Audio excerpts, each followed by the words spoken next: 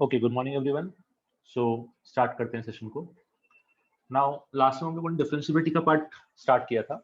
मुझे खाली याद दिलाओ, कुछ होमवर्क दिया था लास्ट टाइम? क्या कुछ क्वेश्चंस दिए थे सॉल्व करने के लिए? No sir. ओके, ठीक है, चलो क्वेश्चन से स्टार्ट करते हैं सीधे। So try solving this one.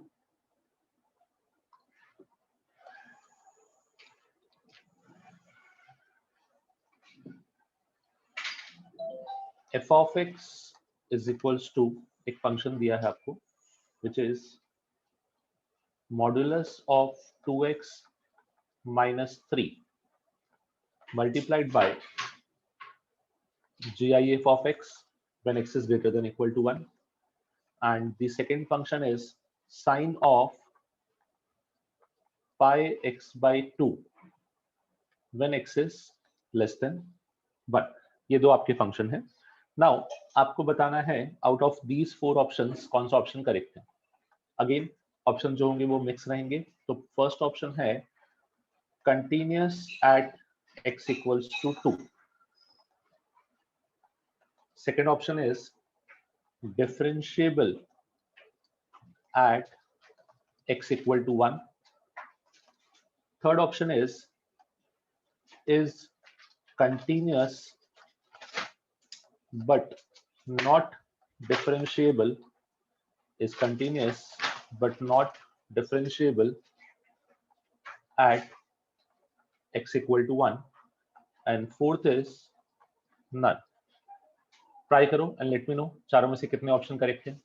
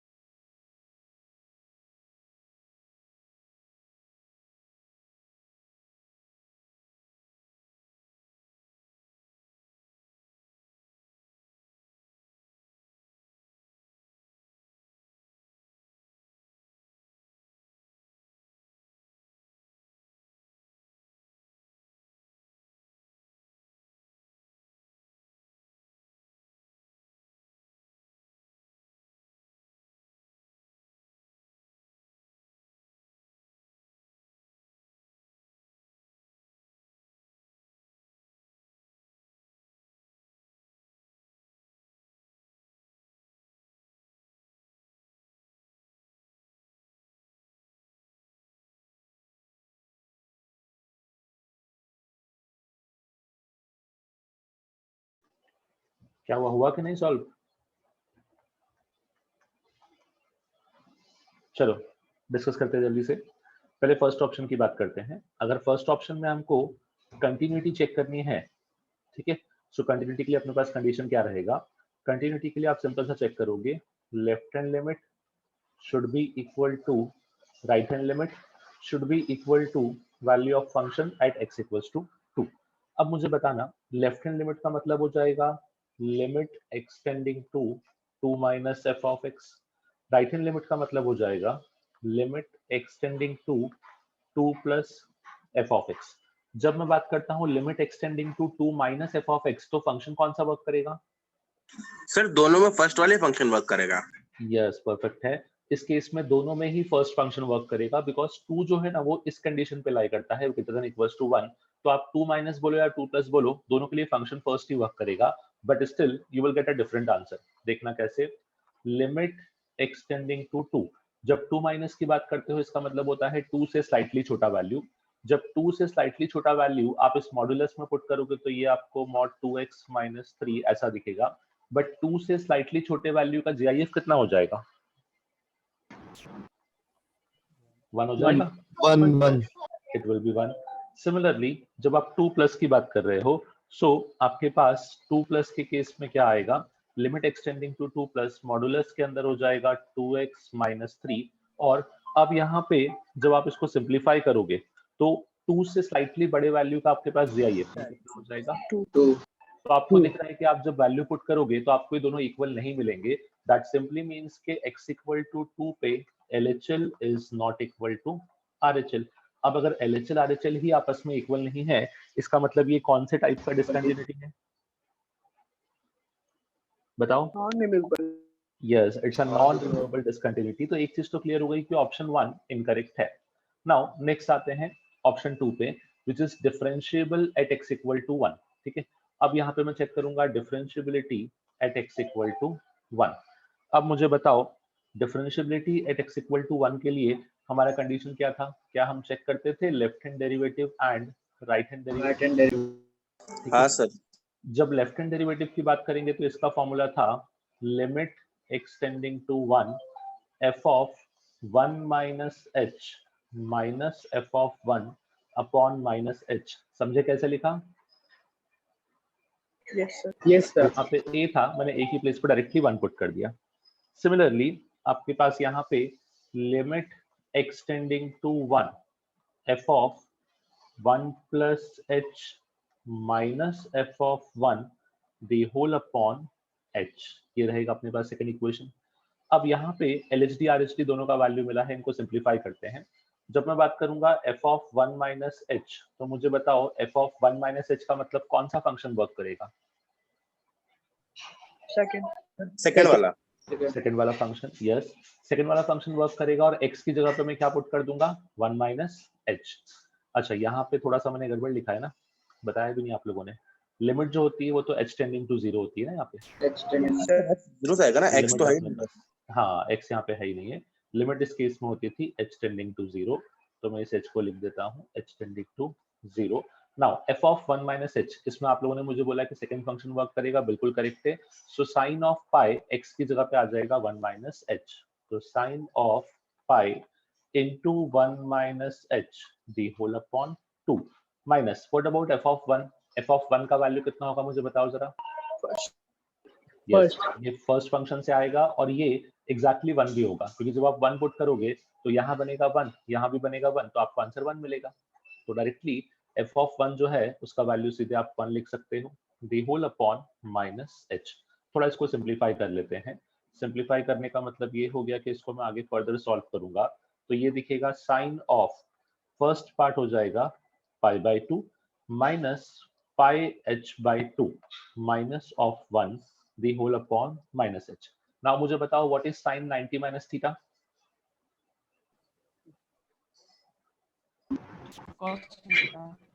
Theta, तो ये हो जाएगा cos of pi h by 2 minus 1 the whole upon minus of h। अब माइनस को ऊपर नीचे मल्टीप्लाई करके एडजस्ट करते हैं तो ये कुछ ऐसा दिखेगा, लिमिट h टेंडिंग टू 0, यहाँ पे हो जाएगा 1 minus cos of pi h by 2 the whole upon h. अब मुझे बताओ 1 माइनस कॉस थीटा को आप क्या लिखते थे? 2 sin 2 pi 2 sin square 2 sine square 2 sin square आपके पास एंगल का pi half h by pi 4 h angle का हाफ। ओके, अपॉन में आ जाएगा एच। अब एक चीज तो क्लियर है कि जब इसको अरेंज भी करोगे तो एक साइन के अपॉन में एच वो तो 1 बन जाएगा, बट एक साइन बच जाएगा, फिर भी 2 साइन है ना यहाँ पे, तो एक साइन Yes, sir. अपॉन में एच लेके फॉर्मूला बना देगा, पर एक साइन बच जाएगा, और जब उसमें एच 0 पुट करोगे तो आपको आंसर ही 0 मिल जाएगा फाइनली।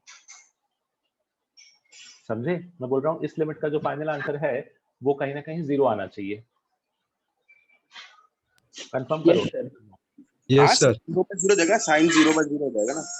नहीं, साइन 0 बाय 0 नहीं बेटा, साइन वाला एक फॉर्मूला h तो बच कैंसिल हो जाएगा हाँ, एक एच नीचे आपका वाला। फॉर्मूले में एडजस्ट हो जाएगा, बट एक साइन बच जाएगा। बिकॉज ऑफ दैट साइन आपका फाइनल आंसर 0 आ जाएगा बेसिकली। ठीक है, इसको समझने के लिए सिंपल सा, अगर मैं आपसे ऐसा पूछूं कि sine square x upon x का value at limit extending to 0, तो इसको आप क्या करोगे ना, इसको आप ऐसा लिख दोगे, limit extending to 0 sine x upon x into sine x. अब ये तो 1 हो जाता है, बट ये 1 होने के बाद ये कितना हो जाएगा 0, तो 1 into 0 Zero. Become 0। Same logic यहाँ भी है कि ऊपर साइन स्क्वायर और नीचे सिर्फ एक ही एच है, तो एक एच तो आपका फॉर्मूला कंज्यूम कर लेगा, बट एक साइन की वजह से उसका आंसर 0 हो जाएगा। तो इसका जो लेफ्ट हैंड डेरिवेटिव आया है वो अपने पास 0 आया है। अब इसी का राइट हैंड डेरिवेटिव ऑब्जर्व करते हैं। सो यहाँ पे देखो, लिमिट एच टेंडिंग टू 0, मुझे बताओ 1 प्लस एच पे कौन सा फंक्शन वर्क करेगा? फर्स्ट वाला। नाउ अगर मैं यहाँ पे मॉड के अंदर 2x माइनस 3, तो डायरेक्टली पुट करते हैं, बाद में सिंप्लीफाई करेंगे। सो यहाँ पे अपने पास हो जाएगा x की जगह पे 1 प्लस एच आ जाएगा। मुझे बताओ 1 प्लस एच का GIF कितना होगा? सर 1 ही होगा। 1 होगा, वेरी गुड। तो यहाँ पे आ जाएगा अपने पास मॉडुलस के अंदर 2 times of 1 plus h minus of 3। ठीक है, यहाँ पे अपने पास 1 रहेगा, तो GIF को मैं डायरेक्टली 1 बोल देता हूँ, माइनस f ऑफ 1 का वैल्यू मुझे पता है 1 आएगा, the whole upon h। Expression check करो जो मैंने लिखा है। ठीक है, चलो अब इस मॉड पे आना। 2 times of 1 plus h minus 3, मुझे सोच के बताओ कि ये मॉड प्लस से ओपन होगा या माइनस से ओपन होगा?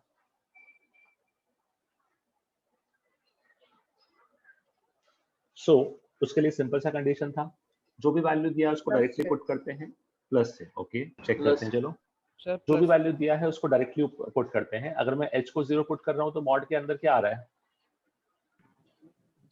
नेगेटिव। नेगेटिव। जब मॉड के अंदर नेगेटिव आता है तो उसको आप कैसे ओपन करते हो? नेगेटिव से ओपन करते हैं, तो वो ध्यान रखो। जब पॉजिटिव बनेगा तो पॉजिटिव से ओपन करना, जब नेगेटिव बनेगा तो नेगेटिव से ओपन करोगे। तो इस मॉड को भी आप नेगेटिव से ओपन करोगे और इसको आप कुछ ऐसा लिखोगे, minus of 2 into 1 plus h minus of 3 minus 1 the whole upon एच। नाउ थोड़ा सिंप्लीफाई करते हैं, लेट्स सी क्या वैल्यू बन रहा है। It is coming out to be minus two h plus 3 minus 1। सब लोग चेक कर लो, कैलकुलेशन बराबर है? Yes sir.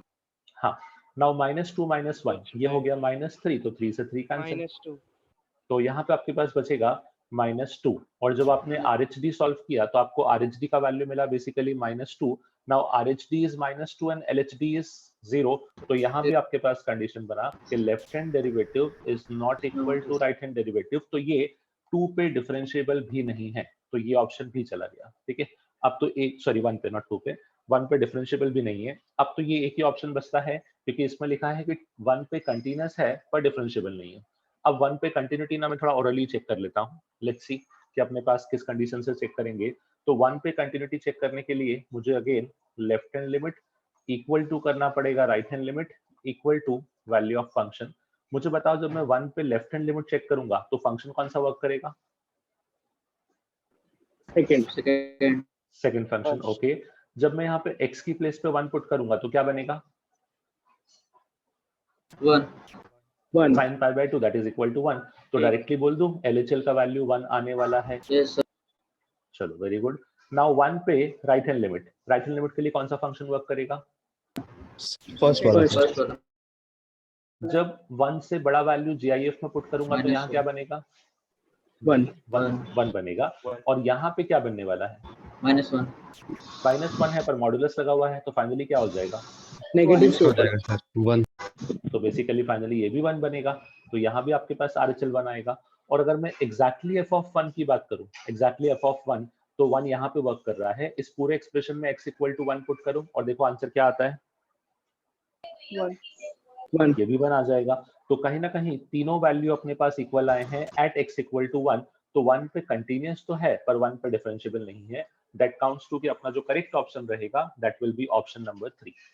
समझे मैंने चेक कैसे किया स्टेप बाय स्टेप पूरे क्वेश्चन को? यस सर ओके चलो अब कुछ और क्वेश्चंस देखते हैं।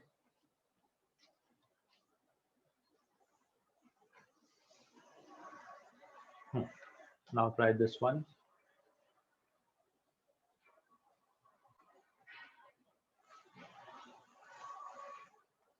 आपको एक फंक्शन दिया है which is divided into 3 parts. f of x is equals to, यहाँ पे है फर्स्ट -x, सेकेंड है x स्क्वायर एंड थर्ड है अपने पास x cube minus x plus 1।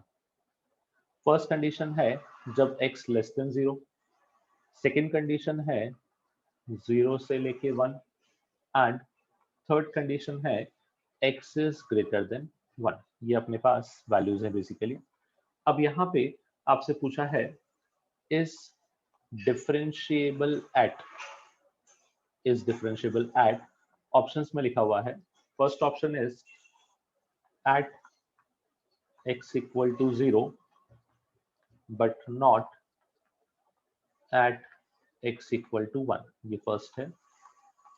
Second is at x equal to 1 but not at x equal to 0. Third is at x equal to 0 and x equal to 1. And fourth option, neither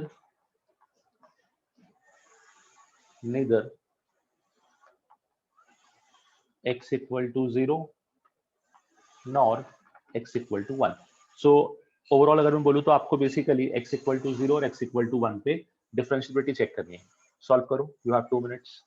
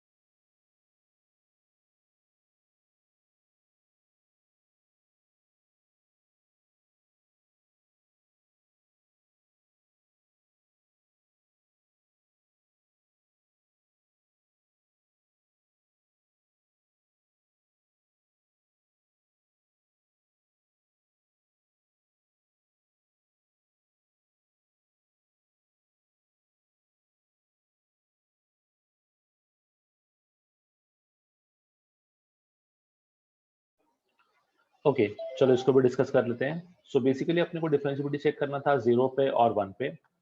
इसको solve करने के लिए अपने पास दो approach थे, in fact तीन approach बोल सकते हो। एक तो फॉर्मूले वाला अप्रोच हो गया, दूसरा जो हम ऐसे क्वेश्चंस में डायरेक्टली करते थे which is F dash x वाला अप्रोच, मेरे हिसाब से वो अप्रोच काफी इजी हो जाएगा और आपको एक स्टेप में आंसर ही मिल जाएगा। खाली मुझे केयरफुली बताना, यहाँ पे आप फंक्शन को डिफरेंशिएट करो एफ डैश एक्स, तो आपको क्या मिलेगा, माइनस एक्स का डिफरेंशिएशन -1 हो जाएगा। Yes, sir. What about x square का differentiation? 2x. 2x. What about differentiation of this part? 3x square minus 1. 3x square minus 1। अब यहाँ पे वैल्यूज को लिख दो एज इट इज, तो क्वेश्चन एक स्टेप का ही बन जाएगा बस खाली। यहाँ पे 0 to 1 और यहाँ पे आ गया x ग्रेटर देन 1। नाउ अब जब मैं बात करता हूँ लेफ्ट हैंड डेरिवेटिव या you can say differentiability at x equal to 1, differentiability at x equal to, पहले 0 चेक कर लेते हैं, x इक्वल टू 0, तो x इक्वल टू 0 पे इसका लेफ्ट हैंड डेरिवेटिव कितना आ जाएगा, तो 0 के पहले फंक्शन फर्स्ट वाला वर्क कर रहा है Yes, sir. और इसका जो डिफरेंशिएशन है वो आपको -1 दिख रहा है, तो इसका लेफ्ट हैंड डेरिवेटिव -1। सिमिलरली 0 के बाद that is right hand derivative at x equal to 0, तो राइट के लिए फंक्शन ये वाला वर्क करेगा। यहाँ पे आ रहा है 2x, बट x को आप 0 पुट करने वाले हो, तो आपका f डैश x का वैल्यू यहाँ पे 0 मिलने वाला है। मतलब यहाँ पे LHD और RHD आप आपस में इक्वल नहीं है, तो इस केस में आपका आंसर हो जाएगा not differentiable, non differentiable at x equal to 0। Confirm करो, सबको समझा? Yes, sir. नाउ इसी तरीके से 1 पे भी चेक कर लो, differentiability at x equals to 1। जब x इक्वल टू 1 की बात करेंगे तो अपने पास लेफ्ट हैंड डेरिवेटिव मतलब 1 से पहले, तो 1 से पहले फंक्शन सेकंड वाला वर्क कर रहा है, यहाँ पे आपने x इक्वल टू 1 पुट किया तो कितना आ जाएगा डिफरेंशिएशन इसका? 2 आ जाएगा left hand derivative. Similarly right hand derivative मतलब 1 से आगे वाला फंक्शन, तो 1 से आगे ये वाला फंक्शन है, यहाँ पे इसका डिफरेंशिएशन था 3x स्क्वायर माइनस 1 और हम चेक कर रहे हैं x इक्वल टू 1 पे, तो यहाँ पे भी 2 आएगा। 2 तो आएगा। LHD और RHD दोनों इक्वल हैं, यहाँ पे आप सिंपल सा बोल दोगे it is differentiable at x is equals to 1। So basically अपने पास सिर्फ इतने से पार्ट में इसको आप सबसे इजी वे में सॉल्व कर सकते थे। करेक्ट आंसर आएगा अपने पास option B, x equal to 1 पे डिफरेंशिएबल है बट x इक्वल टू 0 पे डिफरेंशिएबल नहीं है बेसिकली। ठीक है, देखो अब क्या होता है ना कि हर एक क्वेश्चन को सॉल्व करने के मैंने 3 मेथड्स बताए थे कि एक होगा फॉर्मूला मेथड, एक होगा आपके पास ये एफ डैश एक्स वाला मेथड, एक होगा ग्राफिकल मेथड। जरूरी नहीं है कि आप तीनों मेथड से हर क्वेश्चन में सॉल्व करो या फिर हर क्वेश्चन में आप जो मेथड यूज करो वो करेक्ट हो। आपको थोड़ा सा क्वेश्चन को आइडेंटिफाई करना पड़ेगा कि कौन से क्वेश्चन के लिए प्रिसाइजली कौन सा मेथड ज्यादा शॉर्ट रहेगा। जैसे फॉर दिस क्वेश्चन यहाँ पे ये मेथड शॉर्टेस्ट है, उसका रीजन बोलता हूँ क्यों। हमेशा LHD RHD वाला जो मेथड है, जो ट्रेडिशनल मेथड जिसको हम बोलते हैं, वो काफी लेंदी होता है, तो उसको सॉल्व करने के टाइम काफी जाता है, तो वो मेथड जनरली मैं अवॉइड करता हूं जब तक मेरे क्वेश्चन में मॉड्यूलस या GIF ना हो, क्योंकि वो फंक्शंस को ना मैं ग्राफिकली इजीली प्लॉट कर सकता हूं और ना मैं उसको डायरेक्टली डिफरेंशिएट कर सकता हूं, तो इसलिए मैं उन केसेस में ट्रेडिशनल मेथड को यूज करता हूं जो मैंने लास्ट क्वेश्चन में यूज किया। Now in all these questions यहाँ पे फंक्शन सबसे सिंपलेस्ट फॉर्म में है और x के फंक्शन थे, तो सबसे इजी होता है कि डिफरेंशिएट कर लो और उसको डायरेक्टली चेक करो। यहाँ पे ग्राफ मैंने क्यों नहीं यूज किया, उसका रीजन था कि इस चीज का ग्राफ बनाने के लिए मुझे बहुत कुछ मेहनत करना पड़ेगी and that is not justifiable कि जितने टाइम में मैं इतने ग्राफ बनाऊंगा उतने केस में पूरा क्वेश्चन ही सॉल्व हो जाएगा। तो इसीलिए हाँ, अगर यहाँ पे एक्स क्यूब की जगह कोई और फंक्शन होता है एक्स स्क्वायर या एक्स, तो मैं इजीली सॉल्व कर लेता, but because of this third function as x cube मैंने इस ग्राफिकल मेथड को स्किप किया, बिकॉज इसका ग्राफ प्लॉट करने के लिए काफी मेहनत करना पड़ेगा और कहीं ना कहीं वहां पे उतना वर्थ इट नहीं है, इसलिए ग्राफिकल मेथड इस क्वेश्चन के लिए यूज मत करो, directly go by f dash x, आपको डायरेक्टली आंसर मिल जाएगा। Yes sir. ओके चलो, सबको क्लियर है ये question? Yes sir. Yes, sir. Yes, sir. ठीक है, चलो एक क्वेश्चन और ट्राई करो।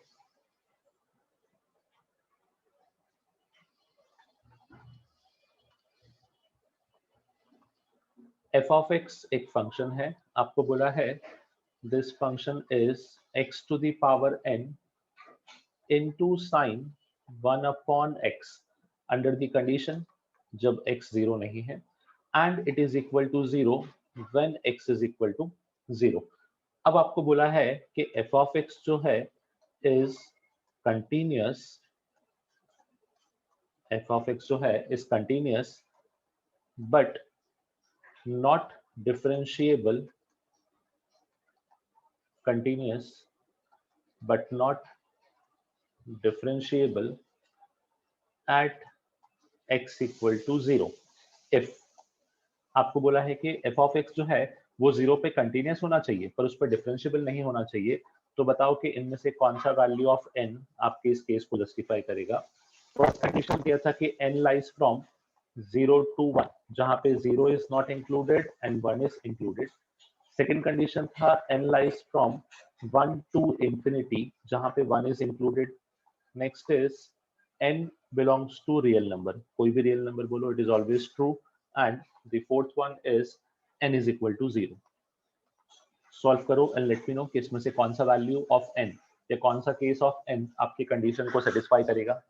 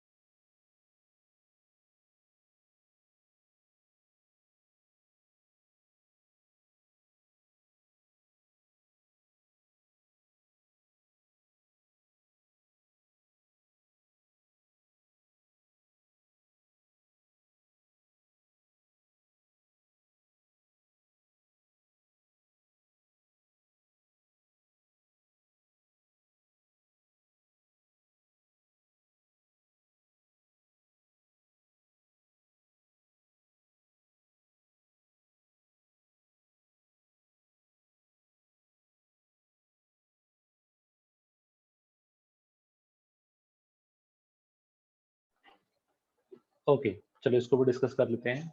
काफी लोगों ने करेक्ट ऑप्शन दे दिया है, एक बार चेक करना। सो यहाँ पे अपने पास सबसे पहले हमको इसको जीरो पे कंटिन्यूस बनाना है। नाउ जीरो पे कंटिन्यूस बनाने का मतलब ये हो गया कि जीरो पे इसका left hand limit should be equal to right hand limit should be equal to f of zero. तो यहाँ पे at x equal to zero मैं लिखूंगा LHL should be equal to RHL should be equal to value of function। अब एक simple सी चीज समझना, आप LHL बोलो या RHL बोलो, दोनों ही केस में फंक्शन सेम चल रहा है, तो यहाँ मुझे फंक्शन से उतना मतलब नहीं होगा। मैं सिंपल सा यूज कर लूंगा इन दोनों की कंडीशन को simultaneously, that limit x tending to zero, जो फंक्शन है उसका वैल्यू f ऑफ जीरो के बराबर होना चाहिए जीरो। ये सबको समझा condition? Yes, sir. Yes sir. अब यहाँ पे जब हम लिखेंगे फंक्शन तो ये हो जाएगा limit x tending to zero x to the power n into sine 1 upon x is equal to zero आना चाहिए। अब मुझे बताओ इस कंक्लूजन से आप n पे क्या कमेंट कर सकते हो इतने पार्ट से?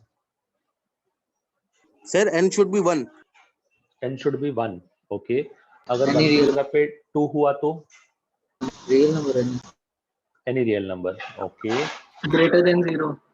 Yes, technically n should be greater than zero. Positive होना चाहिए मतलब। हाँ, यहाँ पे एक कंडीशन आएगी, इसको समझना। देखो ये जो केस है सॉरी, ये जो केस है हम पहले भी डिस्कस कर चुके हैं कि it's a case of oscillating value. याद है, साइन के अंदर इंफिनिटी एंगल बन गया है, तो ये तो ऑक्सिलेटिंग sir. वैल्यू रहेगा, इससे मुझे कोई मतलब नहीं है। ये कभी ना कभी -1 से +1 के बीच का कोई ना कोई आंसर देता रहेगा, तो इससे मुझे कोई कंसर्न नहीं है। My concern is this x की पावर n। तो टेक्निकली x को जीरो पुट करने पे ये जीरो बनना चाहिए, तभी आंसर जीरो आएगा। नाउ इसको जीरो बनने के लिए एक चीज नेसेसरी है कि n हमेशा पॉजिटिव रहे। क्यों? उसका रीजन है, अगर n गलती से नेगेटिव हो गया तो नेगेटिव पावर 1 अपॉन में जीरो बना देगी और वो इंफिनिटी बन जाएगा। तो इसीलिए यस सर। यहाँ से मुझे कंक्लूजन मिलना चाहिए कि n जो है that should be greater than zero. क्या ये कंडीशन सबको समझा? Yes sir. ओके, चलो अब ये क्वेश्चन में अपने को क्या बोला था कि जीरो पे कंटिन्यूस होना चाहिए बट जीरो पे डिफरेंशिएबल नहीं होना चाहिए। सो ऑब्वियस सी बात है, x इक्वल टू जीरो पे इसका left hand derivative should not be equal to RHT। RHT। Okay, so यहाँ पे जब मैं लेफ्ट हैंड डेरिवेटिव लिखूंगा तो इसका फॉर्मूला बनेगा limit h tending to zero f of minus h minus f of zero the whole upon minus h, और ये वैल्यू RHT के इक्वल नहीं होनी चाहिए, मतलब limit h tending to zero f of आपके पास h minus f of zero the whole upon minus h। अब अगर मैं फंक्शन को पुट करूंगा तो यहाँ पे फंक्शन कुछ इस तरीके से दिखेगा, f ऑफ माइनस h बोलो या प्लस h बोलो। सॉरी बेटा, वापस से बोलो। Sir, I have plus H. हाँ, यहाँ पे प्लस h। बेटा तेरी आवाज बहुत ब्रेक हो रही है, मुझे कुछ समझा नहीं। सर उसको बोलो टाइप कर देना। हाँ, वो एक्चुअली टाइप कर दे या फिर एक बार रिकनेक्ट कर ले। आवाज बहुत ज्यादा ब्रेक हो गई तो कुछ क्लियरली समझ में ही नहीं आया। अच्छा, RHD का ही, ओके ठीक है, चलेगा बेटा। हाँ, f of minus h minus f of zero upon minus h। Now जब f ऑफ माइनस h हम बोलेंगे तो माइनस h का वैल्यू हो जाएगा माइनस h की power n whole sine of minus 1 by h। f of zero तो zero था, दी होल अपॉन h, ऐसा कुछ फंक्शन बनेगा, sorry whole upon minus h। और जब यहाँ पे लिखोगे RHD तो RHD में कंडीशन मिलेगा limit h tending to zero h to the power n into sine of 1 upon h whole upon h basically. अब यहाँ पे समझने का ट्राई करो। इस केस में जब मैं फर्स्ट केस को ऑब्जर्व करता हूँ तो फर्स्ट केस में माइनस h से माइनस h कैंसिल हो जाएगा, तो ये कुछ ऐसा बचेगा माइनस h की पावर n माइनस 1। इस साइन का माइनस भी बाहर ले लेते हैं और ये हो जाएगा sine of 1 upon h। Similarly यहाँ पे अगर आप ऑब्जर्व करोगे तो इस केस में ये कंडीशन दिखेगा limit h tending to zero, यहाँ भी एक h से h कैंसिल, तो ये बनेगा h की power n minus 1 into sine 1 upon h। अब थोड़ा सोचो कि n को क्या वैल्यू दोगे जिससे ये दोनों के आंसर डिफाइन हो या फिर इन दोनों के आंसर डिफरेंट आए, बस खाली ये मुझे ध्यान रखना है। सो n को क्या वैल्यू दे सकते हो ऐसा बोलो, क्या क्या ऑप्शन पॉसिबल है आपके पास? Greater than 0. Greater than 0, okay, greater than 0 सभी वैल्यू पे सेम आंसर बनेगा या डिफरेंट आंसर बनेगा? श्योर?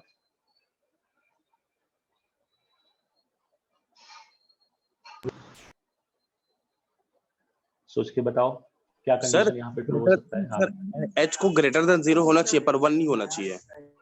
h को ग्रेटर देन 0 होना चाहिए बट 1 नहीं होना चाहिए। ओके, ऐसा क्यों बेटा?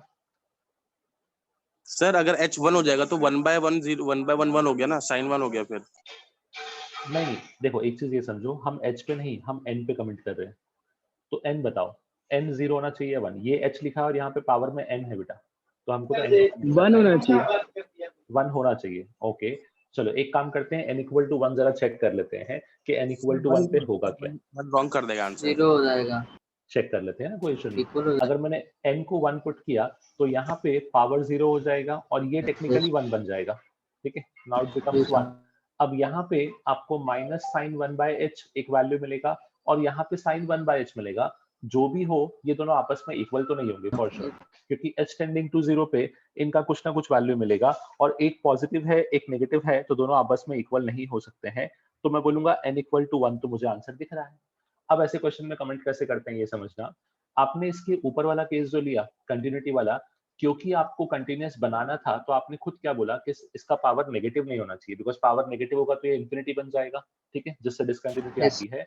यहाँ पे उसका रिवर्स केस है बेटा, यहाँ पे मैं बोलूंगा कि पावर को इंफिनिटी या पावर को नेगेटिव बनाओ जिससे नंबर इंफिनिटी बने, बिकॉज जब इंफिनिटी बनेगा तो एक नंबर नेगेटिव इंफिनिटी बनेगा और एक पॉजिटिव इंफिनिटी बनेगा, तो कभी आपस में इक्वल नहीं हो पाएंगे। तो यहाँ पे जो आपका कंडीशन है वो होना चाहिए था n should be less than और इक्वल टू 1। मैं वापस से एक्सप्लेन कर रहा हूँ, समझना। जब n का वैल्यू 1 या 1 से छोटा होगा तो ये जो भी पावर बनेंगे नेगेटिव पावर बनेंगे। अब जब नेगेटिव पावर बनेंगे तो ये 1 अपॉन में h आ जाएगा बेसिकली। अब जब ये 1 अपॉन में h आएगा तो ये तो ऑक्सीलेटिंग वैल्यू है बट ये कहीं ना कहीं इंफिनिटी बनेगा। उसी केस में आगे नेगेटिव लगाए तो ये माइनस इंफिनिटी पे जाएगा और ये प्लस इंफिनिटी पे जाएगा, और अगर इंफिनिटी भी गए तो भी दोनों आपस में इक्वल नहीं है। तो इस केस में मेरा हमेशा LHD RHD कभी इक्वल आएगा ही नहीं, तो इस केस में हमेशा फंक्शन क्या हो जाएगा, नॉन डिफरेंशिएबल। क्या ये लॉजिक समझा? जो कंटिन्यूटी का लॉजिक था उसका जस्ट रिवर्स लॉजिक मैंने यहाँ पे यूज किया है। अब मेरे पास Yes, सॉल्व sir. करने पे n के दो कंडीशन आए। एक कंडीशन ने बोला कि n जो है वो 0 से बड़ा होना चाहिए, दूसरे कंडीशन ने बोला कि n जो है वो 1 या 1 से छोटा होना चाहिए। तो इन दोनों का कंबाइंड आंसर क्या दिख रहा है आपको? 0 to 1, 0 not 0 to included. 1, yes 0 to 1, जहाँ पे 0 इंक्लूडेड नहीं है एंड 1 इज इंक्लूडेड, तो ये होना चाहिए इसका final answer, which is I suppose option A. तो इसका प्रॉपर आंसर रहेगा ऑप्शन ए। सिंप्लीफाई कैसे किया ये सबको समझा? Yes, sir. Yes, sir. चलो अब डिफरेंशिएबिलिटी पे, हाँ अब डिफरेंशिएबिलिटी पे थोड़ा सा कुछ केसेस को और ऑब्जर्व करते हैं। कुछ इंपॉर्टेंट टिप्स है, कुछ इंपॉर्टेंट कंडीशन है जो क्वेश्चन सॉल्व करने में अपने को हेल्प करती है, थोड़ा उनको समझ लेते हैं। इसको हम बोलते हैं some standard results on differentiability. Some standard results on differentiability. अब इन पॉइंट्स को समझना, इनको जस्टिफाई भी करते जाएंगे ओरली। सबसे पहला अपने पास कंडीशन रहेगा, every polynomial function, every polynomial function is differentiable at x equals to या x belongs to R. Do you know what is the meaning of polynomial function? Yes, sir. हाँ, मतलब बेसिकली वो function जिसमें variable तो एक होता है but उसकी अलग अलग पावर होती है। For example linear, quadratic, cubic, degree 4, degree 5, ये सब पॉलिनोमियल फंक्शन काउंट होते हैं। तो इन सभी फंक्शन में एक खास बात है, अगर आपने ऑब्जर्व किया हो तो मैंने लिखाया भी था कि ये सब फंक्शन हमेशा कंटिन्यूअस भी होते हैं, ये कभी टूटते नहीं है, ठीक है। और आप अगर इनमें से किसी की भी ग्राफ को ऑब्जर्व करो, भले ही आप ले लो स्ट्रेट लाइन, भले ही आप ले लो क्वाड्रेटिक या आप क्यूबिक ले लो, आपको हमेशा दिखेगा कि इनकी ग्राफ में कभी भी कोई शार्प एज नहीं आता, ये हमेशा एक स्मूथ कर्व बनाते हैं, एक कंटीन्यूअस कर्व बनाते हैं। Am I correct? Yes, sir. Yes, sir. हमेशा स्मूथली वर्क करते हैं, कहीं ब्रेक नहीं होते, कहीं पे शार्प एज नहीं आता, तो इसी वजह से ये हमेशा क्या होंगे, डिफरेंशिएबल। तो अभी इसका यूज कहाँ पे आएगा कि कुछ क्वेश्चन में आपको ऐसे दे रखे होंगे, मल्टीपल फंक्शन होंगे जहाँ पे एक आपके पास पॉलिनोमियल फंक्शन होगा, एक ट्रिग्नोमेट्रिक होगा, तो पॉलिनोमियल को देख के आपको समझ जाना है कि इसका तो मुझे कोई टेंशन ही नहीं है, ये तो हमेशा डिफरेंशिएबल है, जो बाकी फंक्शंस हैं उनको हम चेक करेंगे। तो इस तरीके से हम क्वेश्चन को सिंप्लीफाई करते हैं बेसिकली। इसमें ही कुछ और प्रॉपर्टीज हैं, इसको देखो। Exponential function, exponential function a to the power x, obviously under the condition a is greater than 0, is always differentiable, is always differentiable, और लिखूंगा is differentiable at x equals to या x belongs to r। a raised to x का रफली graph याद है कैसा था? हाँ सर। जो हमने एक्सपोनेंशियल बनाया था सिमिलर टाइप का ग्राफ था। सो वहां भी आप ऑब्जर्व कर सकते हो कि जो इस टाइप का ग्राफ आप प्लॉट करते थे, क्या ये ग्राफ में ऐसा कोई भी पॉइंट पॉसिबल है जहां पे टैंजेंट मल्टीपल बने या फिर जहां पे टैंजेंट ना बने? नो, सब पॉइंट पे यूनिक टैंजेंट बनेगा। It's a proper continuous smooth curve, इसलिए एक्सपोनेंशियल फंक्शन भी हमेशा अपने पास क्या होते हैं? डिफरेंशिएबल होते हैं। Point number 3, every constant function, every constant function is differentiable, every constant function is differentiable at x belongs to real number। कोई भी constant function y equal to 1, y equal to 2, y equal to 3, ये सभी function are always differentiable. इनको ध्यान रखो, because in पे किसी भी पॉइंट पे जब आप बनाओगे बेसिकली टैंजेंट, तो ये खुद हो जाते हैं उसका टैंजेंट। तो इसी वजह से आपके पास कांस्टेंट फंक्शन को हमेशा हम बोलते हैं कि it will always be a differentiable function. इस पे क्वेश्चन काफी बार आ जाते हैं। इस पे क्वेश्चन आपके पास जो है वो सॉल्व करने को नहीं आता, लॉजिकल क्वेश्चंस आते हैं जहाँ पे स्टेटमेंट में वो बोलता है कि कांस्टेंट फंक्शन डिफरेंशिएबल होगा या नहीं होगा, या फिर आपको एक फंक्शन को सिंपलीफाई करने पे कांस्टेंट आंसर मिला और ऑप्शन में दे दिया it is differentiable at x equal to this, it is non differentiable, तो वहां से आपको क्लिक करना होता है। तो ध्यान रखो, every constant function is always differentiable, ये हर पॉइंट पे डिफरेंशिएबल रहेगा। Next is yes sir. Fourth point, logarithmic function, logarithmic function is differentiable in its domain, logarithmic function is differentiable in its domain। जो भी log function है वो हमेशा उसके domain में डिफरेंशिएबल रहेंगे, ये आपको ध्यान रखना है हमेशा। क्लियर है ऐसा क्यों? जब log को प्लॉट करोगे तो वो भी एक्सपोनेंशियल टाइप का कुछ ऐसा दिखता था। आप चेक करो, देयर इज नो पॉइंट जहां पे आप मल्टीपल टैंजेंट बना सको, या फिर देयर इज नो पॉइंट जहां पे ग्राफ ब्रेक होता हो। तो हर केस में आपको क्या मिलेगा? आपको उसका एक सिंगल पॉइंट पे डिफरेंशिएबिलिटी या हर पॉइंट पे डिफरेंशिएबिलिटी आपको मिलेगा। That is known as logarithmic function are always differentiable in its domain. Now next is trigonometric functions, trigonometric functions and inverse trigonometric function is differentiable in its domain। ठीक है, ये जो मैंने statement लिखा है ये हम पहले भी डिस्कस कर चुके हैं कि अगर आप रियल नंबर बोलोगे तब वो डिफरेंशिएबल नहीं होगा, बट अगर आप सिर्फ डोमेन बोलोगे तो वो डिफरेंशिएबल बन जाएगा, बिकॉज डोमेन में वही पॉइंट हटाते हैं जहां पे वो इंफिनिटी चाहता था बेसिकली। तो अपने डोमेन में तो ये हमेशा डिफरेंशिएबल है और कंटीन्यूअस भी है, बट डोमेन के अलावा अगर आप पॉइंट देखोगे लाइक टाइम के लिए π/2 is the point of non differentiability as well as non continuity, but π/2 इसको डोमेन में ला ही नहीं करता, बिकॉज जब आप tan का डोमेन लिखते थे तो आप लिखते थे all real numbers minus odd multiple of π/2। तो मैं ऐसा बोलूंगा सिंपल सा कि ट्रिग्नोमेट्रिक फंक्शन और इनवर्स ट्रिग्नोमेट्रिक फंक्शन आपके पास हमेशा उसके डोमेन में क्या होंगे? डिफरेंशिएबल होंगे। ठीक है, okay sir. Okay, now coming the most important property, इसको ध्यान रखो, ये क्वेश्चन में आपको काफी हेल्प करेगा। This sum difference product and division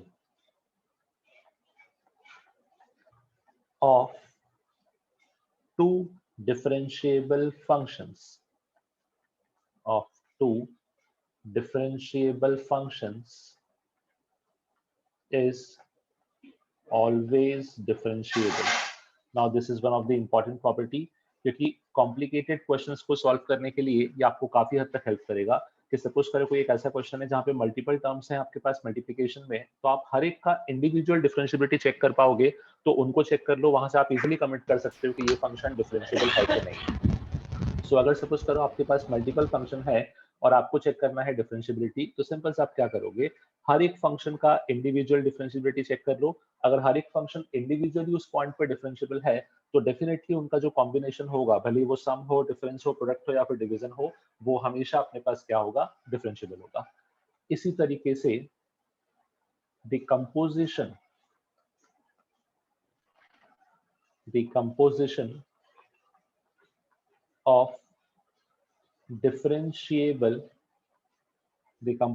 of differentiable function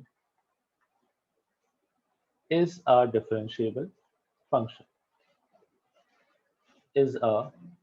differentiable function जो आप बात करते हो बेसिकली कंपोजिट फंक्शन की, तो हम लोग क्या बोलते थे कि कंपोजिट फंक्शन के केस में आपके पास कभी भी आप दो कंपोजिट फंक्शन को या दो फंक्शन को बनाओगे जो कंपोजिट फंक्शन के फॉर्म में रहेंगे, और अगर उनके इंडिविजुअल फंक्शन डिफरेंशिएबल है, तो उनसे बनने वाला फाइनल फंक्शन जो होगा वो भी क्या हो जाएगा आपके पास, डिफरेंशिएबल। लाइक अगर सिंपल सा एग्जांपल लो, साइन और एक्स स्क्वायर, ठीक है, अगर मैं बोलूंगा साइन एक्स और एक्स स्क्वायर, तो साइन एक्स भी डिफरेंशिएबल है, एक्स स्क्वायर भी डिफरेंशिएबल है, तो sine of x square will always be differentiable. तो कंपोजिट फंक्शन वाले केस में क्या हो जाएगा आपके पास कि जब दो फंक्शंस को आप कंपोजिट फंक्शन के फॉर्म में क्रिएट करोगे, तो अगर जो वो दो फंक्शन से बना है वो दोनों डिफरेंशिएबल है, तो ये भी आपके पास क्या होगा, डिफरेंशिएबल रहेगा हमेशा। Hello sir. हाँ बेटा। सर अगर 3 फंक्शन का केस रहा तो, और 2 डिफरेंशिएबल रहे और एक नहीं रहा तो? नहीं बेटा, उस केस में फिर हमको चेक करना पड़ेगा, उस केस में कंडीशन आपके पास वो नहीं है। जैसे यहाँ पे हमने क्या बोला, the composition of differentiable function, composition में आप 3 फंक्शन लो, 4 लो, 5 लो, अगर सारे डिफरेंशिएबल थे तो बनने वाला डेफिनेटली डिफरेंशिएबल होगा, बट अगर उनमें से एक भी नॉन डिफरेंशिएबल है, तो मुझे फिर फाइनल फंक्शन जो बना है उसकी कंडीशन को चेक करना पड़ेगा यूजिंग एलएचडी आरएचडी, बिकॉज वहां पे there is no general condition कि वो डिफरेंशिएबल होगा ही, या फिर देयर इज नो कंडीशन कि वो डिफरेंशिएबल नहीं होगा, वो मुझे क्वेश्चन को सॉल्व करके चेक करना पड़ेगा प्रॉपर्ली। तो सर एवरी मतलब हर फंक्शन का जो पॉइंट दिया हुआ है उस पे चेक करके फिर उसके बाद अपन कमेंट कर सकते हैं। यस यस यस बेटा, इसमें दो टाइप के क्वेश्चन बन सकते हैं। पहला क्वेश्चन बनेगा कि आपको एक पॉइंट पे डिफरेंशिएबिलिटी चेक करना होगा, तो आप हर एक पॉइंट का या हर एक फंक्शन को उस पॉइंट पे चेक कर लोगे। दूसरा ये हो सकता है कि पॉइंट पे ना करके इंटरवल में करना हो, तो उस केस में आप क्या करोगे, जनरल कंडीशन यूज कर लोगे। जैसे मुझे पता है कि साइन एक्स, आई नो कि साइन एक्स एक ऐसा फंक्शन है जिसको मैं किसी भी पॉइंट पे चेक करूं डिफरेंशिएबल रहेगा, तो मैं उसको कुछ बोलूंगा ही नहीं, डायरेक्टली लिख दूंगा कि it is always differentiable. Similarly x square, तो अगर इस टाइप के फंक्शन मिलेंगे तो मैं पूरे इंटरवल को भी चेक कर सकता हूँ। बट यस, अगर कोई कॉम्प्लिकेटेड फंक्शन मिला जहां पे जीआईएफ के अंदर कुछ लिखा हुआ था या ऐसा कुछ था, तो उसको मुझे फिर सॉल्व करना पड़ेगा। तो ये जो प्रॉपर्टीज हैं, all this properties are for standard function. चलो अब यहाँ पे, हाँ यहाँ पे अपने पास जो 6 प्रॉपर्टी था, it is suppose to be most important, एक बार और रिपीट कर रहा हूँ, देख लो। 6 प्रॉपर्टी मतलब क्या था, इसको हम क्वेश्चन के लिए भी यूज करेंगे। सॉरी, किसी भी मल्टीपल डिफरेंशिएबल फंक्शन का सम करो, या उनका डिफरेंस करो, या उनको मल्टीप्लाई करो, या फिर उनको डिवाइड करो, बनने वाला फंक्शन हमेशा डिफरेंशिएबल होगा। इसको यूज कैसे करते हैं क्वेश्चन में, सो क्वेश्चन में कभी भी आपको ऐसे 3-4 फंक्शन दिए जिनमें प्लस माइनस के साइन लगा रखे हैं या फिर प्लस माइनस मल्टीप्लाई सब कुछ कर रखा है, और आपको चेक करना है कि ये ओवरऑल फंक्शन डिफरेंशिएबल है कि नहीं, तो उस क्वेश्चन को 4 पार्ट पे ब्रेक करो, जितने फंक्शन आपके पास है उसमें ब्रेक करो, और हर एक फंक्शन को इंडिविजुअली चेक कर लो कि अपने पास कौन सा फंक्शन डिफरेंशिएबल है और कौन सा नहीं है। अगर सारे डिफरेंशिएबल है तो वो फंक्शन भी डिफरेंशिएबल होगा। इसको नो डाउट हम क्वेश्चन के फॉर्म में भी एग्जांपल में डिस्कस करेंगे, बट अभी मैं आपको सिर्फ इसका प्रॉपर्टी बता रहा हूँ। नाउ अब कुछ थोड़ा सा डिफरेंशिएबल के लिए ही कुछ इंपॉर्टेंट पॉइंट्स हैं, इनको भी नोट कर लेते हैं, बिकॉज यहाँ पे फिर अपना थ्योरेटिकल पार्ट कंप्लीट हो जाएगा, फिर हमको सिर्फ क्वेश्चन ही करने रहेंगे। Important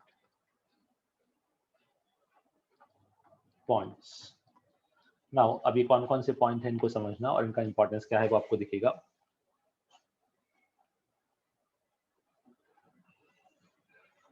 point number 1, every continuous, या इसको उल्टा लिखना चाहिए, every differentiable function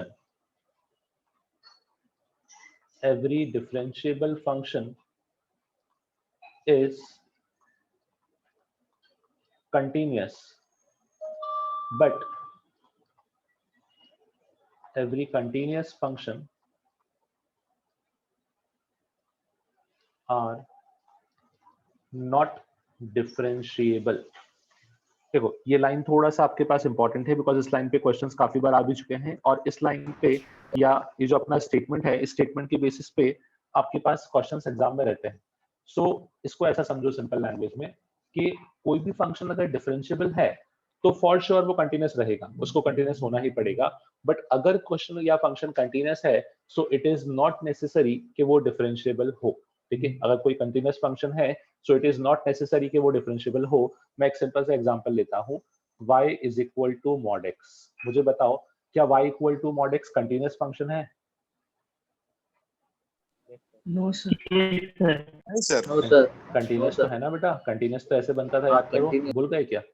आपके पास डिफरेंशिएबल नहीं प्लॉट है। करते, हाँ कंटिन्यूस ये है क्योंकि आप जब इसको ऑब्जर्व करोगे तो इस पूरे ग्राफ को एक सिंगल पेन के स्ट्रोक से आप प्लॉट कर सकते हो।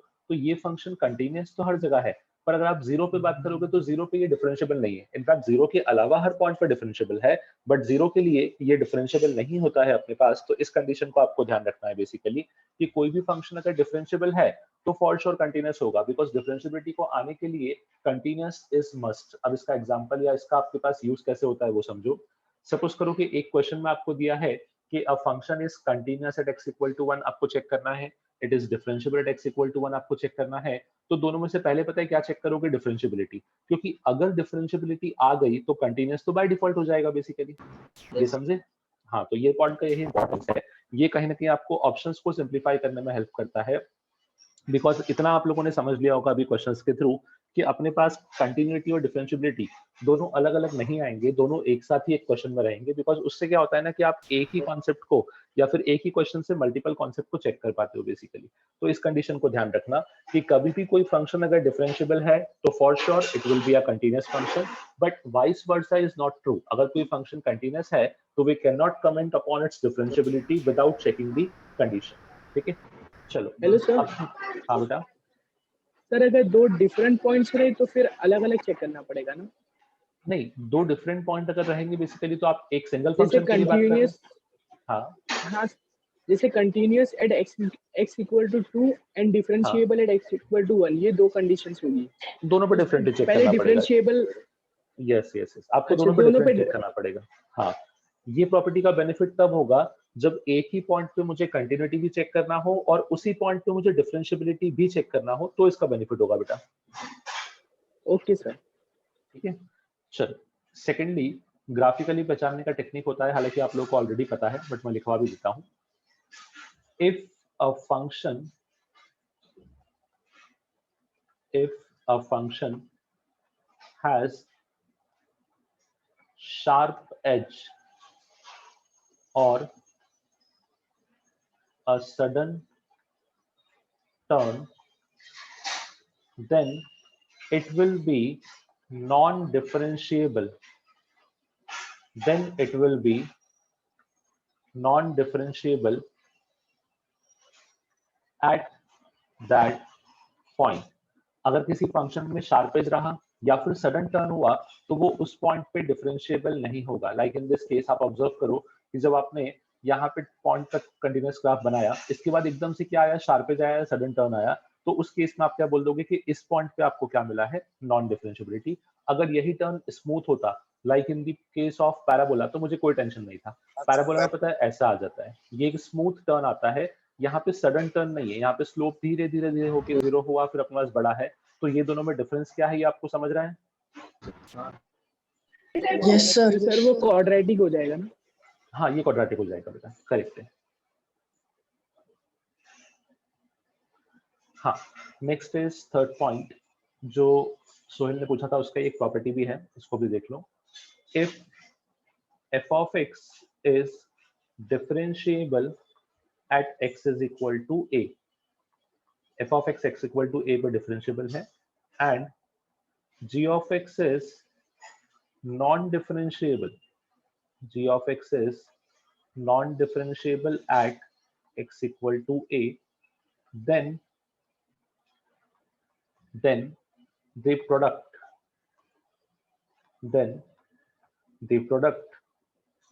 f of x into g of x can still be differentiable. मैं ये नहीं बोल रहा हूँ कि हमेशा डिफरेंशिएबल होगा या हमेशा डिफरेंशिएबल नहीं होगा। I am saying it can still be differentiable at x equal to a। एक सिंपल सा एग्जांपल लेता हूँ, मुझे बताओ f of x, let's say sin x, क्या sin x x equal to π/2 पे डिफरेंशिएबल है? यस और no? Yes, sir. sin x तो हमेशा डिफरेंशिएबल था, कहीं भी ले लो, तो x इक्वल टू π/2 पे होगा ही होगा। Next is g of x which is, अरे एक काम करो, साइन मत लो, चलो फर्स्ट फंक्शन को tan ले लो, सॉरी tan नहीं cos ले लो, तो ये cos भी डिफरेंशिएबल तो होगा, समझना आसान हो जाएगा आपके लिए। cos x will be differentiable at x equal to π/2 because cos x is always differentiable function. Similarly, अगर मैं tan की बात करूं, तो tan x क्या x equal to π/2 पर differentiable है? No, sir. नहीं, No. So this is differentiable, this is non-differentiable, जो इस प्रॉपर्टी के अकॉर्डिंग है। अब इन दोनों को मल्टीप्लाई करते हैं, जब इन दोनों को मल्टीप्लाई करूंगा तो क्या बनेगा? Sin X. sin x, और वो जो sin x है वो तो π/2 पर डिफरेंशिएबल हो जाता ना बेटा। तो ऐसा Yes, है sir. कि जब आप एक डिफरेंशिएबल एक नॉन डिफरेंशिएबल फंक्शन को मल्टीप्लाई करोगे तो there could be any possibility, वो बनने वाला फंक्शन उस पॉइंट पर डिफरेंशिएबल हो भी सकता है, नहीं भी हो सकता है, वो मुझे फंक्शन बनने के बाद ही डिसाइड करना पड़ेगा। तो यहाँ पे as such there is no law कि अपने पास एक नॉन डिफरेंशिएबल है तो बनने वाला फंक्शन भी नॉन डिफरेंशिएबल रहेगा। यहाँ पे सब कुछ डिपेंडेंसी होती है जो फाइनल फंक्शन बना है उसके ऊपर। अगर वो फंक्शन आपके पास फाइनली जो बना है वो डिफरेंशिएबल भी हो सकता है और वो नॉन डिफरेंशिएबल भी हो सकता है, ठीक है। अच्छा, इसमें और भी कंडीशंस हैं, जैसे ये कंडीशन थोड़ा सा इंपॉर्टेंट है क्योंकि यहाँ पे मिस्टेक करते हो। If f of x and g of x both are non-differentiable at x equal to a, f of x and g of x both are non-differentiable at x equal to a, then f of x into g of x can still be differentiable at x equal to a. Now this is important because यहाँ पे क्या होता है ना कि आपका दिमाग में एक माइंडसेट चलता है कि सर अगर दो डिफरेंशिएबल फंक्शन को ऐड करने पे डिफरेंशिएबल बना है तो दो नॉन डिफरेंशिएबल को मल्टीप्लाई करने पे भी नॉन डिफरेंशिएबल बनना चाहिए। ऐसा नहीं है, वो नॉन डिफरेंशिएबल भी हो सकता है और डिफरेंशिएबल भी हो सकता है। एक सिंपल सा एग्जांपल देता हूँ, मुझे बताओ f ऑफ x अगर मैं लिखूं मॉड x तो ये x इक्वल टू 0 पे नॉन डिफरेंशिएबल है? हाँ सर। ठीक है, इसी में मैं लिखता हूँ f of x equal, sorry not f of x, g of x equal to minus mod x, क्या ये भी x इक्वल टू 0 पे नॉन डिफरेंशिएबल है? हाँ। Yes, अब जरा इन दोनों को मल्टीप्लाई करो, जब इन दोनों को मल्टीप्लाई करोगे तो ये बनेगा f of x into g of x is equal to minus mod x का स्क्वायर। क्या ये जो मॉड x का स्क्वायर है इसको मैं सीधा लिख दूं minus of x square, because mod x का स्क्वायर लगा रहे हो कोई सिग्निफिकेंस ही नहीं है। अब जो फंक्शन बना है माइनस एक्स स्क्वायर, इसके बारे में क्या बोलोगे? Differentiable. ये डिफरेंशिएबल है क्योंकि ये जो बनेगा ये एक डाउनवर्ड पैराबोला होगा, समथिंग काइंड ऑफ दिस, और 0 पे आपके पास ये एक स्मूथ कर्व दे देगा, तो कहीं ना कहीं ये अपने पास हो जाएगा डिफरेंशिएबल। सो इस तरीके से आपके पास बहुत सारे केसेस पॉसिबल हैं। जो मैंने आपको कंडीशन दिया है वो कंडीशन अपने पास यहाँ पे, जो कंडीशन अपन ने यहाँ पे दिया है वो कंडीशन बेसिकली कैसी है ना कि यहाँ पे हम लोग दो फंक्शंस को मल्टीप्लाई करते हैं, बनने वाला फंक्शन नॉन डिफरेंशिएबल भी हो सकता है but it can be differentiable also. तो इन कंडीशंस को क्या थोड़ा याद रखना। इसके भी क्वेश्चन किस तरीके से बनते हैं मैं आपको बोलता हूँ। सिर्फ 4 ऑप्शन रहेंगे, वो आपसे मैथमेटिक्स में भी ये चीजें पूछता है कि अपने पास यहाँ पे जब इस केस में अपने पास कंडीशन आती है कि which of the following statement is correct, और स्टेटमेंट में 4 ऑप्शन लिखे होते हैं, तो हर एक ऑप्शन को आपको जस्टिफाई करके चेक करना पड़ेगा कि कौन सा करेक्ट हो सकता है कौन सा नहीं। Like in this case f of x and g of x both are non differentiable, तो उनका प्रोडक्ट स्टिल भी डिफरेंशिएबल हो सकता है, वो हमको ध्यान रखना था बस खाली। चलो नेक्स्ट पॉइंट देख लेते हैं। हाँ, ये जो हमने बात की है ये प्रोडक्ट के लिए की है, बट ऐसा ही कुछ कंडीशन आपके पास अगर मैं यहाँ पे बात करूंगा, इफ f of x, अच्छा ये कौन सा पॉइंट था, आई थिंक 5th है, यस पॉइंट नंबर 5, इसको भी समझना, यहाँ से एक इंपॉर्टेंट कंडीशन मिलेगा अपने पास। f of x is differentiable at x equals to a. F of x is differentiable at x equal to a, and g of x is non-differentiable. G of x is non-differentiable at x equal to a, then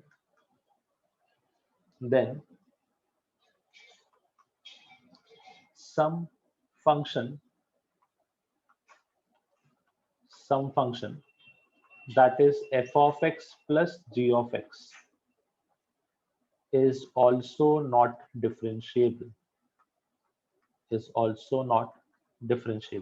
मतलब एक चीज clear हो गई कि जो हम property पढ़ रहे थे वो प्रॉपर्टी बेसिकली अपने पास किसके लिए था, वो प्रॉपर्टी था अपने पास प्रोडक्ट के लिए, बट अगर सम में ऐसा होगा तो that is always non differentiable. ये हमको ध्यान रखना है कि अगर आप एक फंक्शन जो डिफरेंशिएबल है और दूसरा फंक्शन जो उसी पॉइंट पे नॉन डिफरेंशिएबल है, दोनों को ऐड कर रहे हो, तो जो फंक्शन बनेगा वो फंक्शन अपने पास कहीं ना कहीं क्या हो जाएगा, आपके पास वो हो जाएगा आपके पास नॉन डिफरेंशिएबल कहीं ना कहीं। तो ये अपने को ध्यान रखना है बस, ठीक है। Yes. Yes, sir. चलो अब इसके क्वेश्चंस कैसे आते हैं, इसको जस्टिफाई कैसे करना है, इसको समझना। सो एक सिंपल सा क्वेश्चन ले रहा हूं। यहां पे अपने को बोला है the function f of x, the function f of x is equal to x square minus 1 times modulus x square minus 3x plus 2 plus cos of mod x is not differentiable at, is not differentiable at। अब आपको यहाँ पे option दे रखे हैं -1, 0, 1 and 2। Try करो, देखो इसको कैसे ऑब्जर्व करना है मैं क्या आपको वो बताता हूँ। ऑब्जर्व करने के लिए आप क्या यूज करोगे, this be a first function, ये हो जाएगा आपके पास second function, this will be a third function, and इसी के अंदर जो mod x लिखा हुआ है it could be fourth function, ठीक है। अब थोड़ा सोचो और देखो कि इसमें क्या कंडीशन आप डिफाइन कर सकते हो और कौन कौन से ऐसे पॉइंट है जहां पे ये फंक्शन डिफरेंशिएबल नहीं होगा, चेक करो।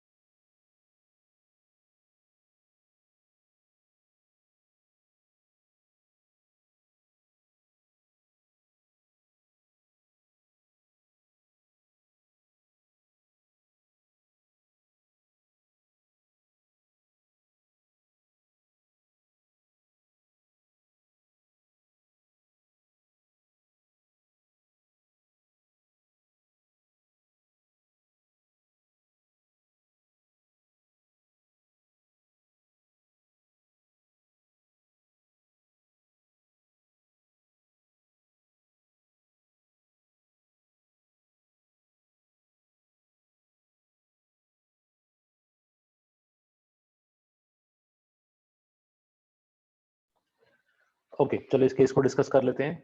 सो यहाँ पे अपने को क्या बोला गया था कि हमको इस फंक्शन का डिफरेंशिएबिलिटी हर एक पॉइंट पे चेक करना है। अब यहाँ पे थोड़ा स्टेप बाय स्टेप क्वेश्चन को समझना। इसमें जो ये फंक्शन है इसके अंदर मैं इस फंक्शन को पार्ट्स में ब्रेक कर रहा हूँ। x² - 1 ये पहला फंक्शन था, x² - 3x + 2 ये दूसरा फंक्शन है, cos is a third function and modulus of x is a fourth function। इसको तो मैं बोलूंगा इट इज ऑलवेज डिफरेंशिएबल, इसमें तो आप लोगों को कोई प्रॉब्लम नहीं होगा। First function Yes. क्योंकि ये Yes, पॉलिनोमियल है, ऑलवेज डिफरेंशिएबल। ये होगा differentiable at all the points accept it's critical point. इसका जो क्रिटिकल पॉइंट है मुझे खाली वहां पे चेक करना पड़ेगा, बाकी सब पॉइंट पे मॉडुलस हमेशा क्या होता है, डिफरेंशिएबल। जैसे हमने ऑब्जर्व किया कि मॉड x, तो मॉड x भी उस पॉइंट पे प्रॉब्लम देता है जहां पे उसका क्रिटिकल पॉइंट आता है या फिर जहां पे मॉड का वैल्यू 0 बनता है। बाकी सब पॉइंट पे तो उसका आपको सही आंसर मिलता है, वो डिफरेंशिएबल बन जाता है। तो इसको मुझे चेक करने का रिक्वायरमेंट है, 1, इसको 2 मैं चेक करता हूँ 1 × 2। यस, नेक्स्ट इज, ये थोड़ा सा इंपॉर्टेंट था, ये जो मॉड x है इस पूरे फंक्शन को आप डायरेक्टली cos x से रिप्लेस कर सकते हो। अब ऐसा क्यों? यस सर, क्योंकि sir Minus. Minus sine cos के अंदर वो हो जाता है पॉजिटिव। करेक्ट है। मॉड x का क्या मतलब है ना कि मॉड x या तो प्लस x से ओपन होगा या माइनस x से ओपन होगा, बट cos के अंदर आप प्लस x लिखो या माइनस x लिखो उसको फर्क ही नहीं पड़ता, वो हमेशा आपके पास प्लस प्लस ही आंसर देगा, तो वो cos x बन जाएगा। And cos x is always differentiable. cos x जो है ये भी ऑलवेज डिफरेंशिएबल है, तो मुझे इन सभी से कोई फर्क नहीं पड़ता, मुझे सिर्फ इस पार्ट को चेक करना पड़ेगा कि इस पार्ट में क्या खास बात है। अब मैं क्या करूंगा, इस पार्ट के क्रिटिकल पॉइंट के अबाउट इस फंक्शन को ब्रेक करता हूं एंड लेट्स सी कि फंक्शन कैसा बिहेव कर रहा है और क्या उसका आंसर आ रहा है। फॉर एग्जांपल x² - 3x + 2, इसके क्रिटिकल पॉइंट आपको मिलेंगे x = 1 एंड x = 2। करेक्ट, तो इसको मैं 3 फंक्शन के पार्ट में ब्रेक कर रहा हूं। मुझे खाली कमेंट करके बताना कि यहाँ पे अपने पास कौन कौन से वैल्यूज पॉसिबल हैं।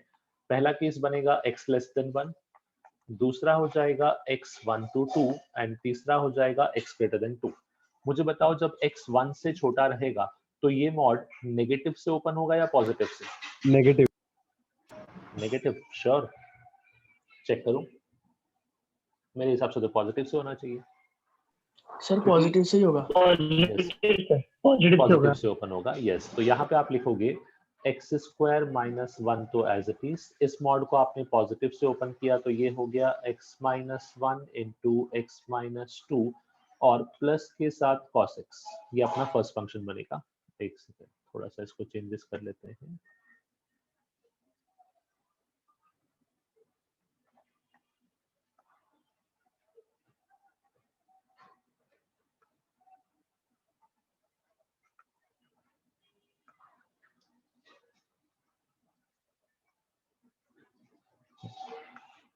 तो हटा के लिख देंगे। चलो, x < 1 पे आपके पास फर्स्ट कंडीशन था, x लाइन फ्रॉम 1 to 2 पे आपके पास सेकंड कंडीशन था और x greater than 2 पे। हाँ, अब यहाँ पे आपने लिखा पॉजिटिव। सेकंड इज 1 to 2, 1 से 2 में क्या हो जाएगा? सर पॉजिटिव आ रहा है। 1 से 2 में पॉजिटिव है पक्का? 1 से 2 में नेगेटिव आएगा, आप सही चेक करो। देखो कहीं ना कहीं ये mod is nothing but equal to these two expression. जब 1 से 2 के बीच का नंबर लोगे लेट इज 1.5, तो 1.5 पे एक पॉजिटिव आएगा और एक नेगेटिव आएगा, जिसकी वजह से नेट साइन नेगेटिव हो जाएगा। तो ये मॉड कहीं ना कहीं नेगेटिव से ओपन होगा। Minus of x² - 1 into x - 1 into x - 2 plus cos x, और जब 2 से बड़ा लोगे तो वापस से सेम वैल्यू बन जाएगा पॉजिटिव के साथ। यस, तो आपको ये फंक्शन मिलेगा x² - 1 into x - 1 into x - 2 plus cos x। अब ये तो हुआ फंक्शन का सिंप्लीफिकेशन पार्ट। इतना देख के आपको ये समझ गया होगा कि ये तीनों फंक्शन आपस में तो तीनों डिफरेंशिएबल है, बिकॉज तीनों ही कहीं ना कहीं पॉलिनोमियल और कॉस फंक्शन में बन रहे हैं। मुझे सिर्फ कुछ पॉइंट्स को ध्यान रखना है, x = 1 और x = 2। अगर कोई नॉन डिफरेंशिएबिलिटी आनी है तो वो सिर्फ इन्हीं पॉइंट्स पे आ सकती है, इसके अलावा कभी नहीं आएगी। तो इससे ऑप्शन ए और बी डिस्कार्ड हो गया, सिर्फ बचा है सी और डी। क्या ये पार्ट क्लियर हुआ? क्योंकि अब ये प्रॉपर्टी पे क्वेश्चन आ चुका है बेसिकली कि ये पूरा पॉलिनोमियल Yes, है, sir. ये पूरा ट्रिग्नोमेट्रिक है। तो पॉलिनोमियल और ट्रिग्नोमेट्रिक को ऐड करोगे तो डिफरेंशिएबल दोनों ही थे, तो दोनों हर पॉइंट पर डिफरेंशिएबल होंगे। सिर्फ जहां पे फंक्शन बदल रहा है मुझे वहां पे केयरफुली चेक करना पड़ेगा। चलो, अब मुझे बताओ इसके आगे 1 और 2 पे इसका डिफरेंशिएबिलिटी चेक कैसे करोगे? 1 और 2 पे इसका डिफरेंशिएबिलिटी चेक कैसे करोगे?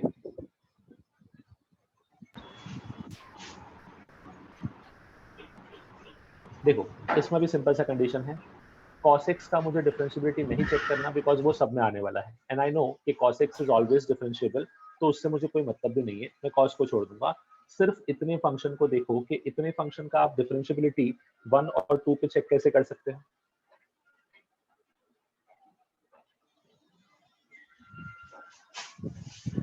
चलो अब चेक करने का सिंपल सा रीजन रहेगा लेफ्ट हैंड डेरिवेटिव और राइट हैंड डेरिवेटिव, ठीक है।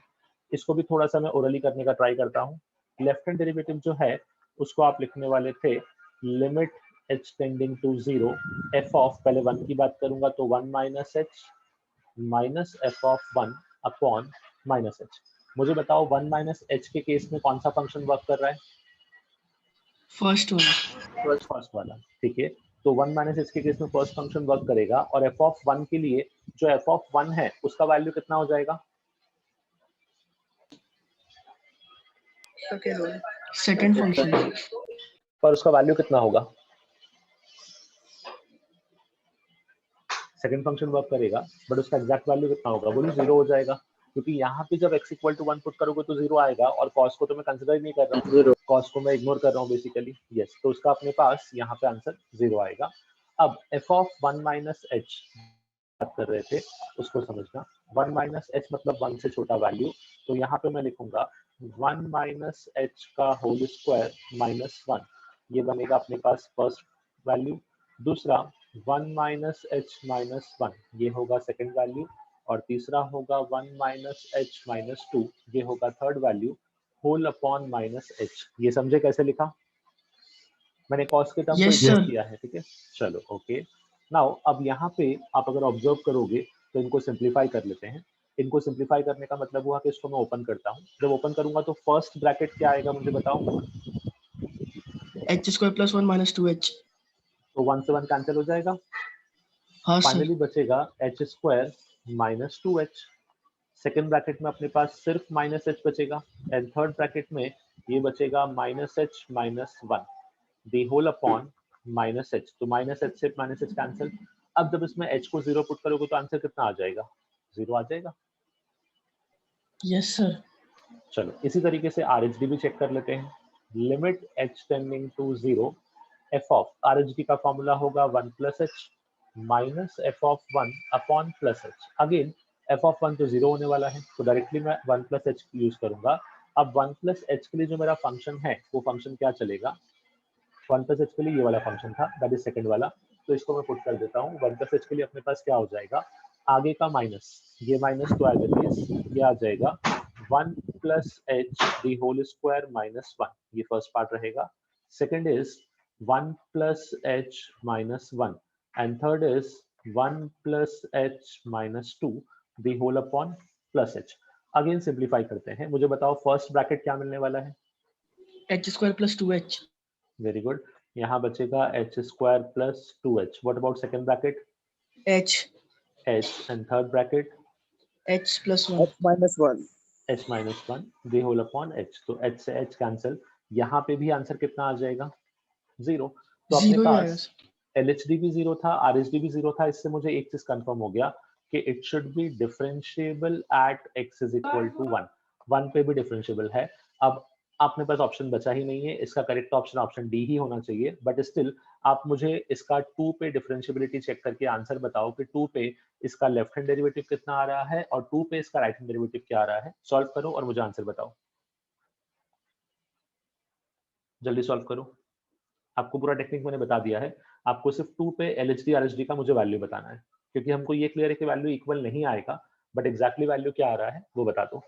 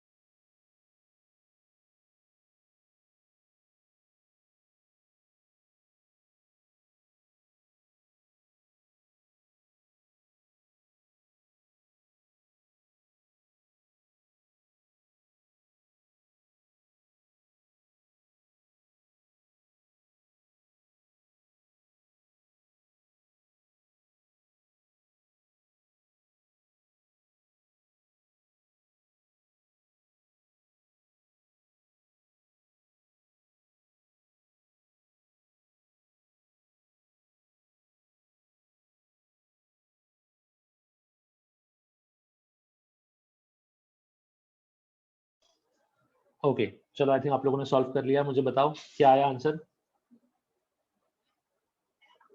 लेफ्ट हैंड डेरिवेटिव कितना आया? -3 and +3। ठीक है, लेफ्ट हैंड डेरिवेटिव के लिए आपने लिखा होगा limit h tending to 0 f of 2 plus h minus f of 2 the whole upon 2 minus h, not 2 plus h, 2 minus h minus f of 2 upon minus h। Again अगर इस function पे आओगे तो 2 minus h में आपका ये function work करेगा और f of 2 निकालोगे तो वो भी 0 आएगा। तो 2 minus h के लिए आपने यहाँ पे कहने के लिए लिख दिया होगा it should be equal to limit h tending to 0 2 plus h का होल स्क्वायर -1 2 plus h का whole square -1 into 2 plus h minus 1 into 2 plus h minus 2 sorry plus h नहीं है, इन सब में माइनस h आएगा। ये लेफ्ट हैंड डेरिवेटिव है 2 minus h, तो यहाँ पे मैं लिख दूंगा 2 minus h का whole square minus of 1 into 2 minus h minus 1 into 2 minus h minus 2 the whole divided by minus H. जब इसको सिंप्लीफाई करोगे तो आपको दिखेगा कि यहाँ पे माइनस एच से माइनस एच कैंसिल, बाकी सब टर्म्स बचेगा एज इट इज और एच को सीधे 0 पुट कर दोगे। जैसे ही एच को 0 पुट किया तो फर्स्ट टर्म बनेगा आपके पास 3, सेकंड टर्म बनेगा 1, तो यहाँ पे लेफ्ट हैंड डेरिवेटिव +3 आएगा। क्या ऐसा ही कुछ मिला answer? Yes, sir. Okay next is right hand derivative. Right hand derivative के लिए फॉर्मूला आपने लिखा होगा limit h tending to 0 f of 2 plus h minus f of 2 upon plus h। अब यहाँ पे सिंप्लीफाई करेंगे तो अपने को दिखेगा limit h tending to 0 2 plus h the whole square -1 into 2 plus h minus 1 into sir LSD में minus भी आएगा ना? कहाँ पे बेटा? अच्छा हाँ, इस फंक्शन में माइनस और करेक्ट। यहाँ पे अपने पास नेगेटिव था क्या? एक सेकेंड, यस यहाँ पे नेगेटिव था, तो यहाँ पे नेगेटिव है तो इसका इम्पैक्ट कहाँ पे होगा? इसका इम्पैक्ट अपने पास यहाँ पे जो हमने पुट किया तो दिस बिकम्स +1, यहाँ पे अपने पास प्लस था तो ये -3, यस ये -3 because of this negative sign, और यहाँ पे पॉजिटिव था तो यहाँ पे अपने पास इसको सिंप्लीफाई कर लेते हैं 2 plus h minus 2, तो यहाँ पे h से h कैंसिल, इसमें h इक्वल टू 0 पुट किया तो ये कहीं ना कहीं +3 आएगा, तो एक रहेगा अपने पास -3 because of this negative sign and RHD भी रहेगा +3 because of this positive sign. तो यहाँ पे आपके पास x इक्वल टू 2 पे LHD is not equal to RHD, इसका मतलब हो गया कि this function is not differentiable at x equals to 2। क्या आप सब लोगों ने सेम प्रोसेस यूज किया था? Yes, sir. ओके ठीक है। देखो तो इस प्रोसेस का बेसिकली बेनिफिट क्या हुआ मैं आपको बता देता हूँ। जो हमने कंडीशन पढ़ी थी कि यहाँ पे जो फंक्शन एक्चुअली में काफी कॉम्प्लिकेटेड था, जो इस पूरे पार्ट में था, उसको आपने सिंप्लीफाई करके सिर्फ इतने से पार्ट में रिड्यूस कर लिया जिसको चेक करना काफी आसान था। अगर मैं आपको पूरे फंक्शन में LHD RHD चेक करने को बोलता तो क्वेश्चन काफी टिपिकल हो जाता, बिकॉज पूरे फंक्शन में चेक करने के लिए आपको कहीं ना कहीं उसको पूरे फंक्शन को एक साथ डील करना पड़ता, विच इज ऑलमोस्ट इम्पॉसिबल। ठीक है, सो अभी इसका बेनिफिट क्या है प्रॉपर्टी का वो क्लियर है? Yes, sir. Yes, sir. चलो विद दिस पार्ट हम लोगों ने डिफरेंशिएबिलिटी का थ्योरेटिकल पार्ट जो था वो पूरा कंप्लीट कर दिया है। अब सिर्फ क्वेश्चंस का प्रैक्टिस बाकी है, तो उसको नेक्स्ट सेशन में देखेंगे। इस डिफरेंशिएबिलिटी और कंटिन्यूटी पे कंबाइन एक शीट में आपको शेयर करूंगा, उसको सॉल्व करना। एंड अपना जो नेक्स्ट सेशन रहेगा that would be purely based upon question solving based on continuity and differentiability. तो इसको नेक्स्ट टाइम देखते हैं, आगे नेक्स्ट टाइम कंटिन्यू करते चलो। Bye sir, thank you sir.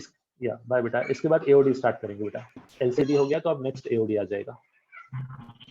Okay okay बेटा, Bye, sir. Thank you, sir.